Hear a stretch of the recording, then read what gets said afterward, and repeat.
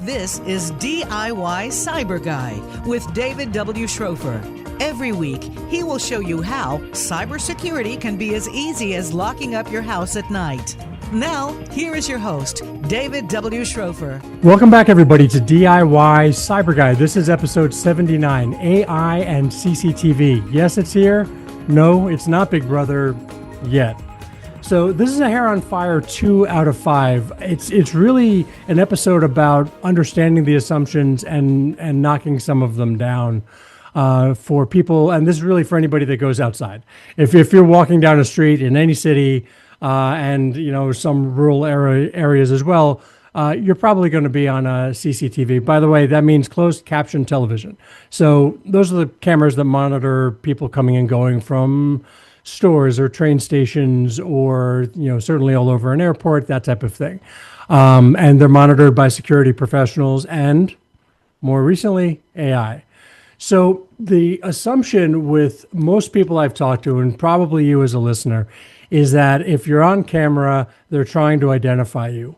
Two things. They're trying to identify you and they're trying to find out if you're doing anything wrong. And quite frankly, that was my general assumption too. Why not try to identify every man, woman, and child, well, at least men and women as adults, who are in the field of vision of a given camera to try to figure out does somebody have the intent of doing something bad, robbing a store, pickpocketing a stranger, or any of those things. So it turns out the Department of Homeland Security and the DoD have contracted with companies that are looking for movement patterns that can identify the intent of a person. Is it normal? Is it not normal? Are they here to do kind of what we want you to do? You're here to shop if it's a store, you're here to travel if it's a train station, or are you here to do something else that might be malicious or something that the owners don't want you to do? And like I said, most people, myself included, really were under the assumption, well, they're making every effort to identify you as well. But they're not, and I find that extremely interesting. So here with me to talk about this today is Galvin Widjaja. He's the founder and CEO of Loretta AI, which is a privacy-first company that's been contracted by the DoD and Homeland Security. That's remarkable to me and important to me. So it's a privacy-first company that helps organizations understand and monitor human behavior in physical spaces without relying on identity. So welcome, Galvin. Thanks, David. Great to be here. It's wonderful to have you on the show, and I hope you can help me knock down some myths, some of which, of course, have been living rent-free in my head and probably in the heads of many of the listeners that are listening to this podcast right now. So first and foremost, Loretta is not a sponsor. This is not a pay-to-play kind of conversation. Really, I just want to find out things that I didn't know before. That's the gist of this podcast in general. So I'm totally surprised that Homeland Security wouldn't want to add identity to the mix of the video feed. So tell me about what your product is and how it's being used by our government. Yeah. So I think before I can talk about that, I think one of the things that makes it so scary to people is one of two things, right? So first is that you first load yourself up with possible ways that it's used through the different media that we watch. And then suddenly the first and most horrifying use of CCTV AI is the one that we actually see face to face the most often, which is when they take photos of our cars when we drive through intersections, and they send us a letter in the mail with a photo of your license plate number, and you're like, that is actually a little bit scary. That is something that we've seen for a long time. That's kind of what we see. It's like if they can capture that and then send it to my personal address, right? I was pretty far away from my house. Then why can't they take a photo of my face and do that? Exactly. 100%. The face is a much better identifier than the license it doesn't plate, change. even though exactly there are no letters or numbers on your face. But I think everybody listening to this podcast understands that there are enough identifiers on your face and mine and everybody else's that it really is a very strong identifier. Yeah. And it is true. In fact, if you're one of those people that follows like legal stuff, you'll know that there are facial recognition laws that have been put up and taken down and put up and taken out across the United States over the last 5 or 6 years. And that's always like, why are they doing that, right? You always have to think to yourself. So maybe to share a little bit about what Loretta does.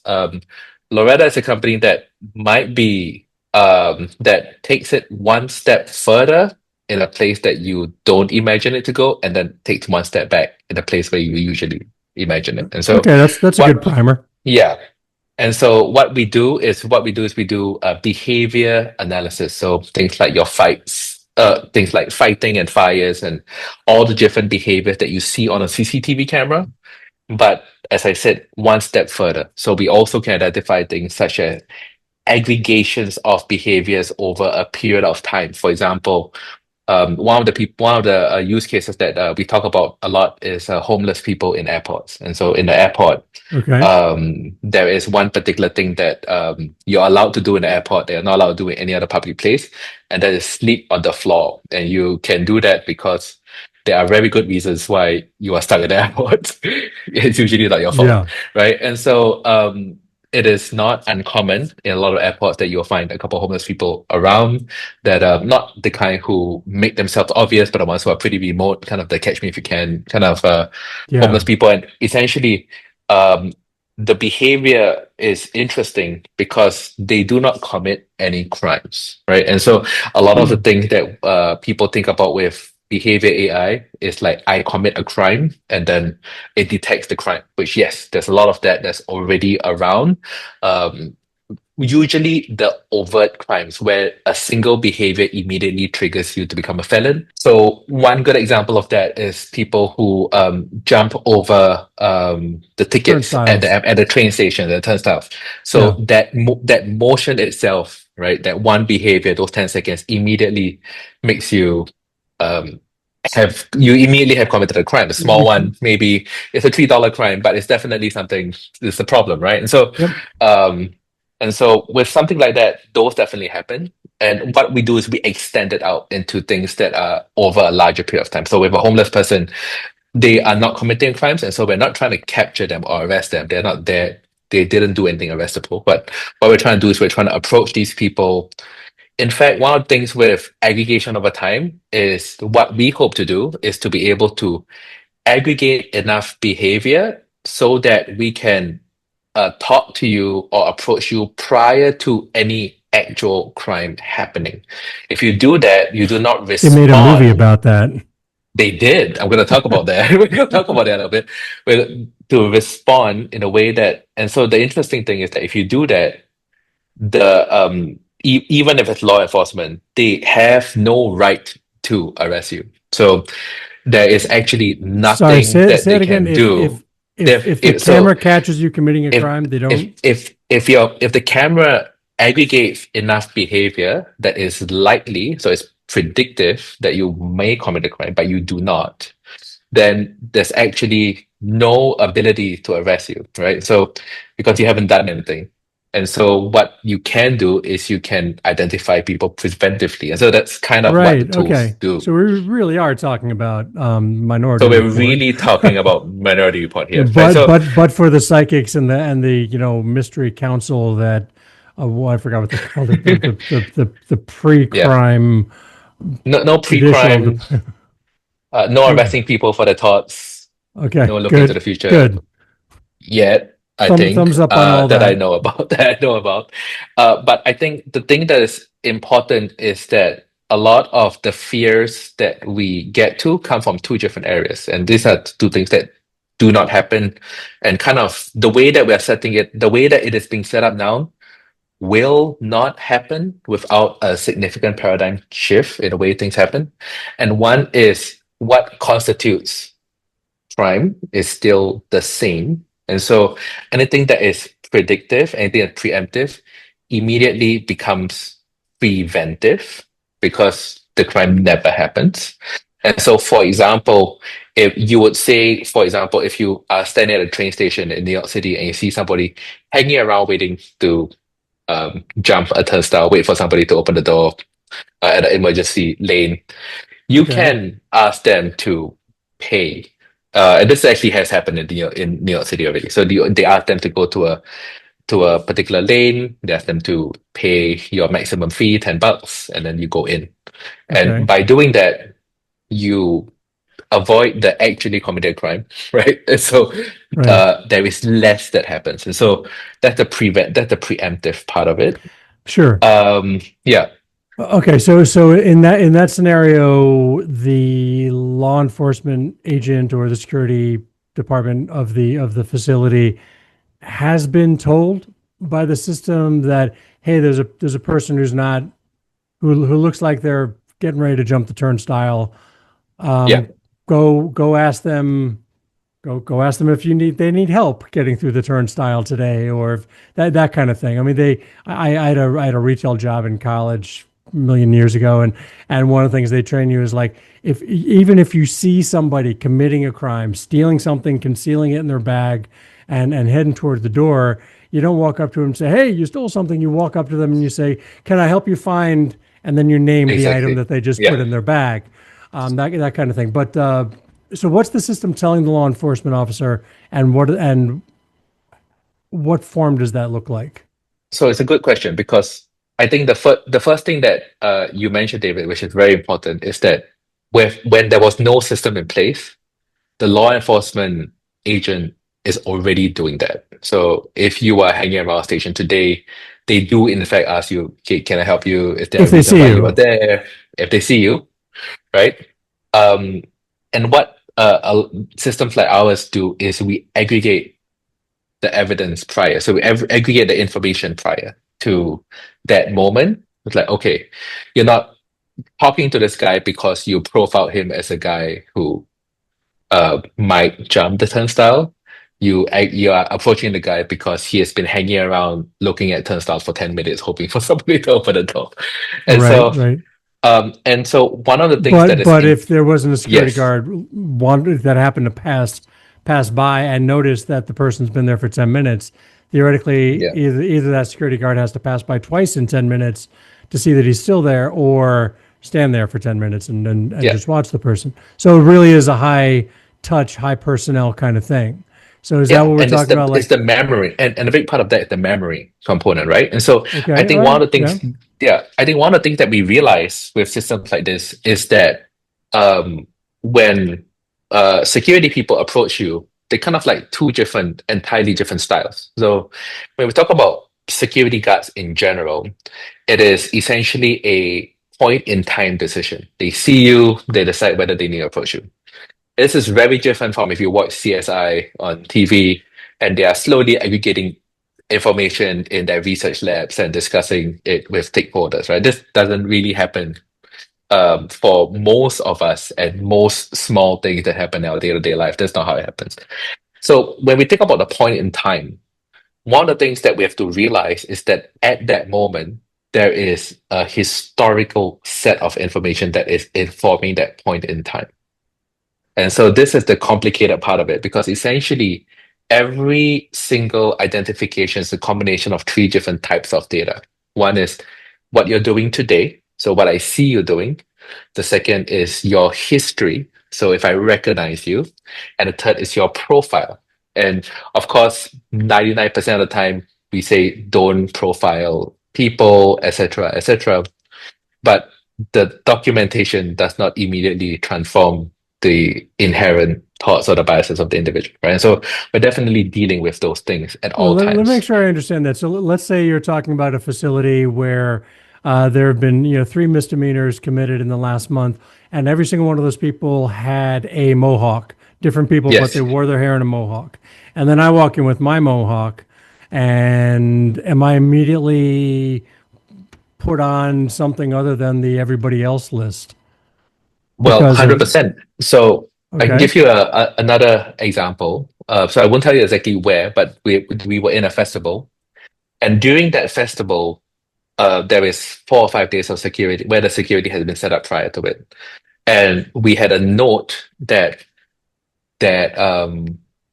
if there was a group that was going to do anything in that festival, they would use a black bag. And essentially, we got an internal government notification. This is not in the US. We got internal government notification that said that um, uh, any form of activity that happens there will happen with somebody carrying a black bag. Okay. And it was a festival. And so, for whatever reason, everyone who had a black bag, it's not just duffel bags, right? It's Yeah, like any a duffel bag. bag, It's the backpack, color. It's a large color, purse. right? Okay. Yeah. So the color increased the scrutiny. And so, if you came in with a large handheld duffel bag, which always looked somewhat suspicious, but it was rainbow colored, they didn't scan you as closely as the black handbag. And like, handbag, what are you gonna do? What do you hide in a handbag? Like, there is no Well, terrorist activity sure. that happens in a bag that's that big, right? And so Yeah. so that was one of the things where the profile was put in and everybody was put on a high alert on a particular profile, right? And so one of the things that we want to do, and what a lot of AI systems do today, is that it allows you to make a conscious decision across the three different types of data. So profiles, Okay. history, and behavior that you want to emphasize on. And CCTV AI in particular is largely driven by your current behavior. And that's kind of the core, yeah, what we do and what a lot of the systems that the government are deploying does. Okay. Okay. So let me make sure I'm following. And I'd like to talk about the identification piece, subject number 3, as opposed to David W. Schrofer. There's a very big, a Yeah. lot of distance in between those two things. But in this example, if I walk into a train station, I'm taking a train to wherever, and I am, when I'm going to meetings, I'm usually in a, blue blazer or something, slacks or jeans. And yes, I carry a black bag. I carry a black bag with my laptop in it. If that facility has been notified that there's, if something's going to happen today, it's somebody carrying a black bag. And by the way, completely separately, the last 27 misdemeanors that happened in that facility were done by 27 different people, all of whom were wearing blue blazers. So I walk into this train station. I'm already flagged like 3 or 4 times. Yeah, I'm just looking to catch a train. that's right. If you turn the wrong direction, yeah, it's true that if you do that, the odds of you getting stopped is extremely high, right? And Right. that is true whether it is by an agent or not, right? So whether it's Well, by a security guard it without was true AI or before. not, It was true it's before true AI. before. It's going It's to just better remain information and true. more timely, and nobody has That's to right. remember anything because the system Yeah. remembers it for you. Okay. Yeah, the objectiveness is important. And I think the identification piece comes into play here, right? Because if you're talking about, okay, currently these are the profiles that we're looking at, then yes, those profiles can be identified by either the agent or the AI. The AI is assisting in creating an objective version of the AI, of the agent's interpretation. Possibly, it's not necessarily the agent's fault, it's sometimes the communication from on high. At the same time, the other question is the identification question. And so one of the things that AI can and do, and you have to make a choice whether you do or not, is decide whether you want to identify a name. Does it link to David or does it link to entity number 314 in the Yeah. train station? I think there's a two-step process to this, and people who are in the AI and the cybersecurity will know this very well, right? Because the first step is deciding the ability, which is things like implementing recognition. And the second component is a question of creating consent about the connectivity. Yeah. And one of the things that we do is we make sure that these two things don't happen, right? So with How AI, do you do that? yeah, Because I mean, so let's stick with my example. I've walked into the train station. I've been flagged several different ways. I'm likely to get stopped. I will have no idea why, but you still haven't attempted to identify me, first name, last name, address, et cetera, et cetera, and everything. and everything else that goes with that. I'm still an anonymous, subject number 317 or whatever the case may be. Yeah, Correct? Okay, so correct. does that chasm get jumped at any point where taking the same data that you already have from the existing CCTV footage, where I do get identified by name in the system? There are certain places where that chasm will be jumped. Okay. In none of the public places you will see that. There is a concept in the security world called soft targets. And soft targets is the easiest way to think of the word soft targets is to know what a hard target is.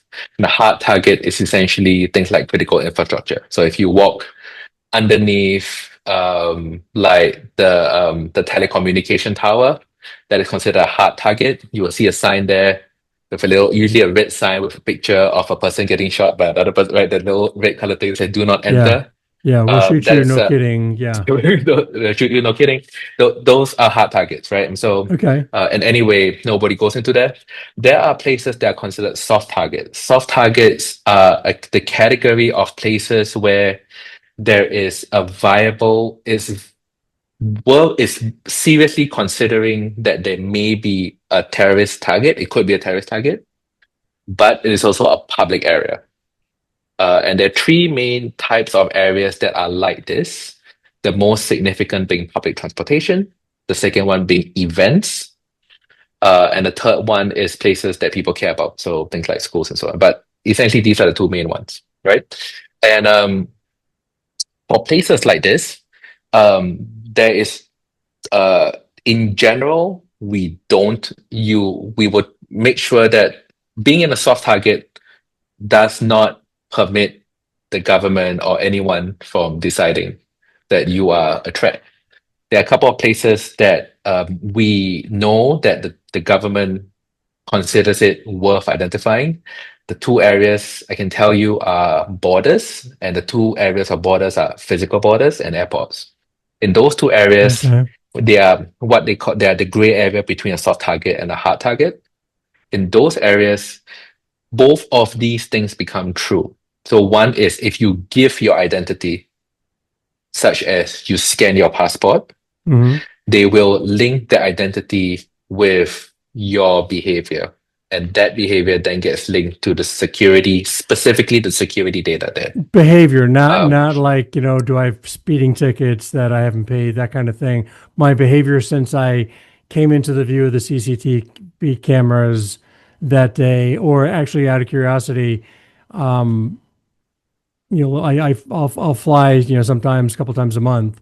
Is it yeah, looking at, am I still subject, 317 that remembers me from 3 months ago when I was at the airport, and 2 weeks ago, and today when I'm walking through the airport? Or is it a fresh, it's is a fr- everybody it everybody gets is a new fresh. identifier every day?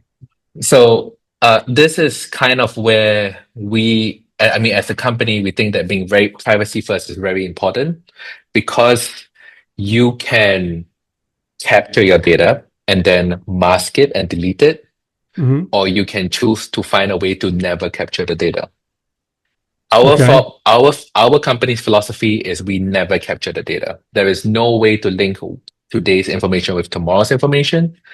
Re-identification, so tracking you across cameras means I have some feature of what you look like today with your bag, were worn a particular way, with your shirt worn a different way, a particular way, with the stain on your pants in a particular location that can be tracked across these maybe 100 cameras in that building today.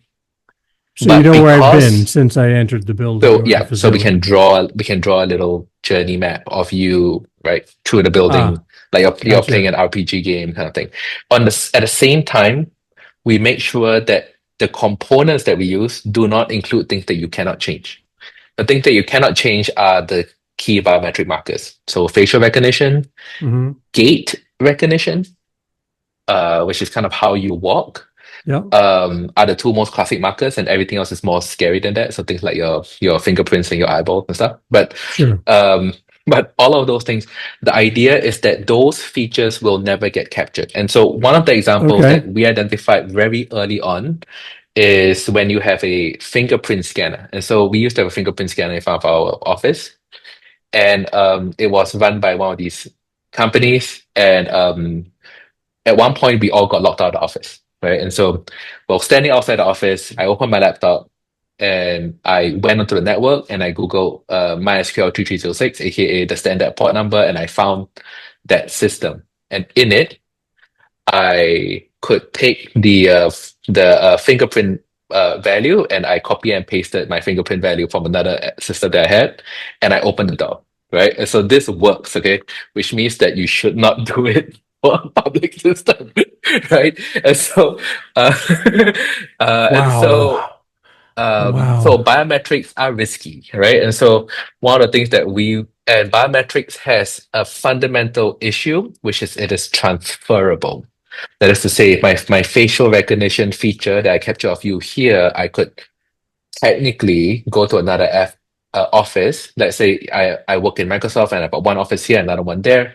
I have a facial recognition system that unlocks the door here. I can copy and paste that feature package into the model there, and it would work.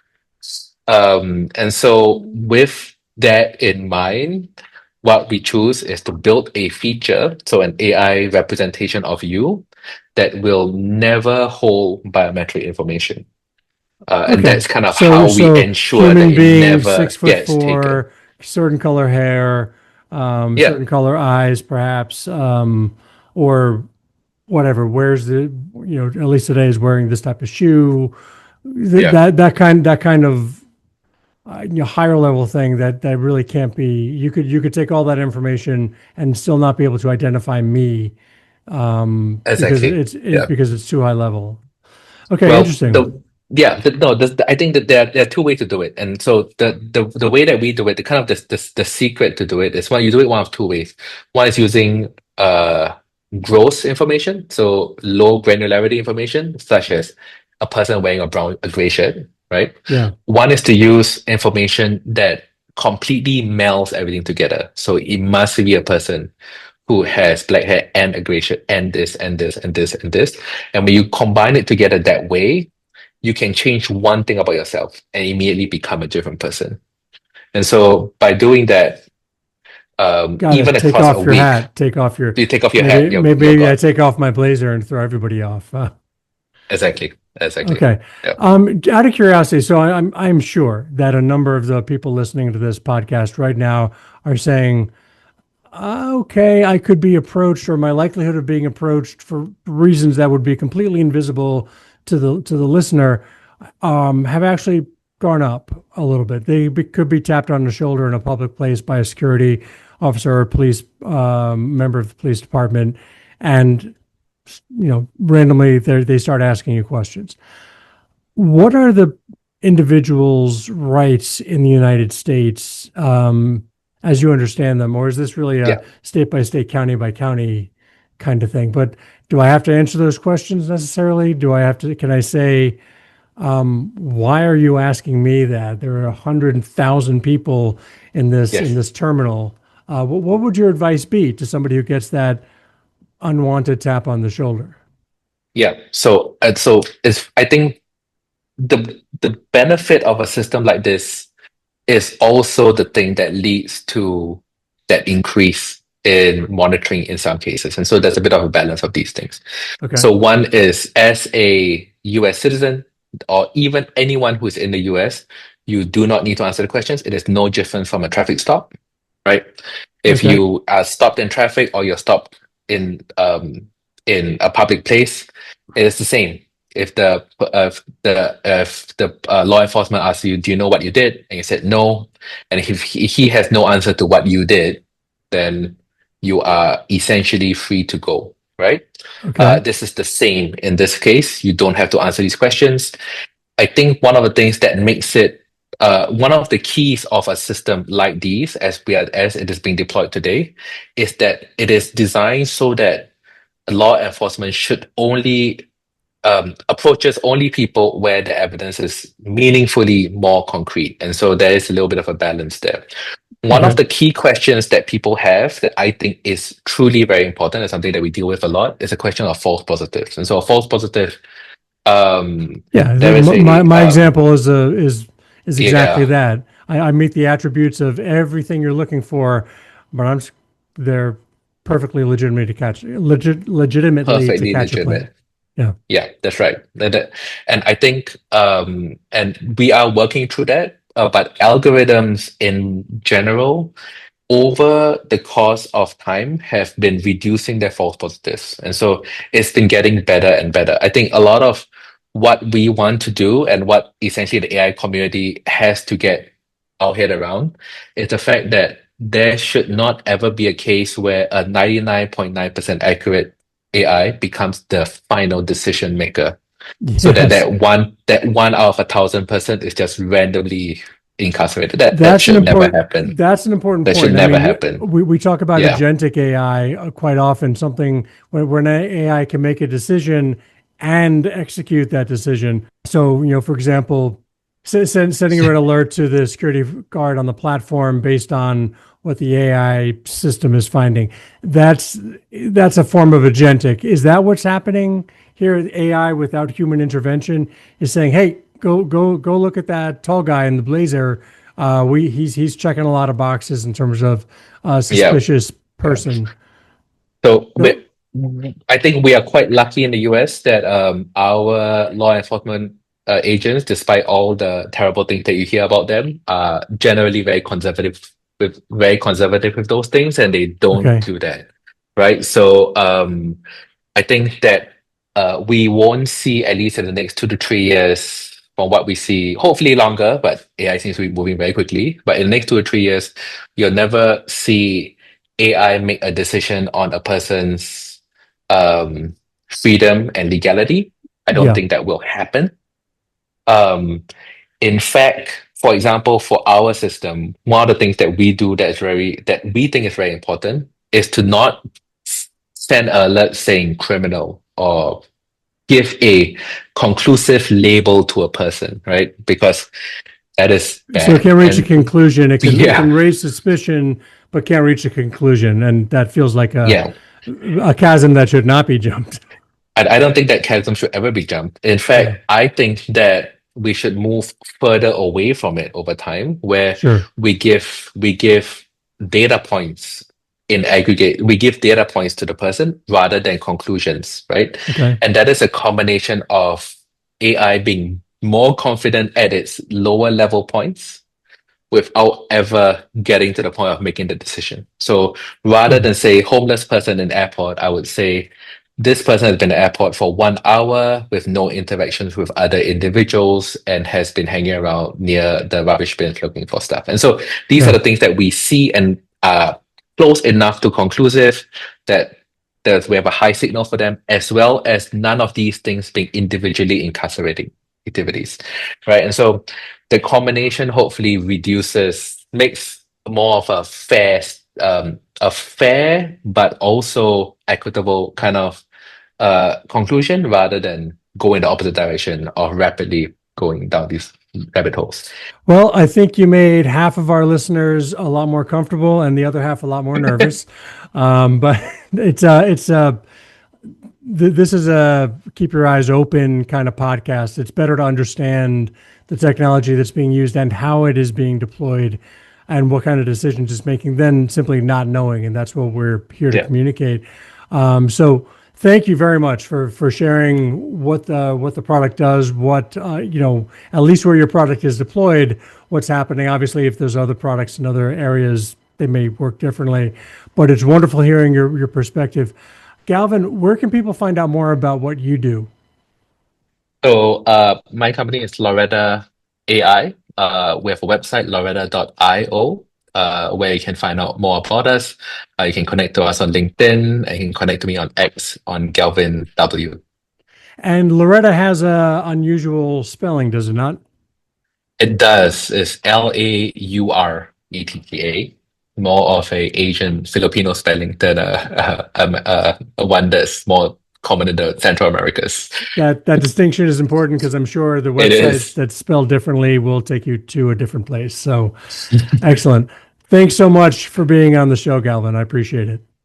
Thanks, David. That's all the time we have today. Remember, for the show notes from this episode, or to listen to any of our past episodes, or to get a free chapter from my book, Digital Habits, just go to DIYCyberguy.com. And if you want to buy my book, just go to Amazon.com or BarnesandNoble.com and search the keywords Digital Habits 5 simple tips. If you have questions or an idea for the show, just email me at questions@DIYCyberGuy.com. And if this show helps you stay safe online, please click the share button and send it to everyone you think we can help. Thanks for listening.